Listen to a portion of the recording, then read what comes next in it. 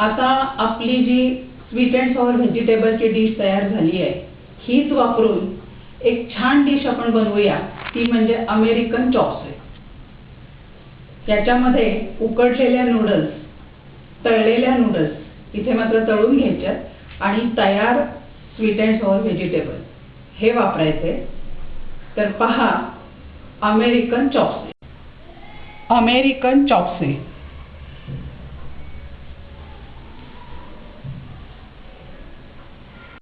त्याच्यासाठी लागणारे आपली तयार केलेली स्वीट अँड सॉवर व्हेजिटेबलची एक डिश, उकडलेल्या नूडल्स, या हक्का नूडल्समध्ये जशा उकडून घेतल्या त्याप्रमाणे उकडून घेतल्या, तळलेल्या नूडल्स, उकडलेल्या नूडल्सवरती थोडासा मैदा भुरभरून त्या तळून घ्यायच्या, अगदी अशा शेवेप्रमाणे कुरकुरीत करून घ्यायच्या, आणि टोमॅटो आणि बारीक चिरलेली कांदापात गार्निशिंगसाठी.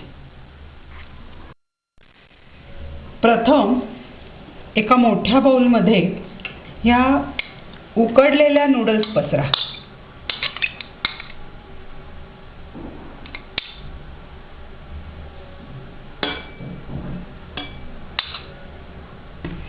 त्याच्यावर आपली तयार केलेली स्वीट अँड सॉवर भाजी ती पसरा.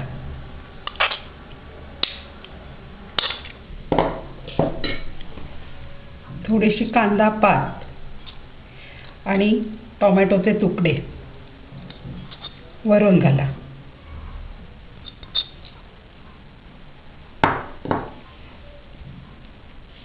आणि शेवटी वरून हे तळलेले नूडल्स आहेत हे पसरा.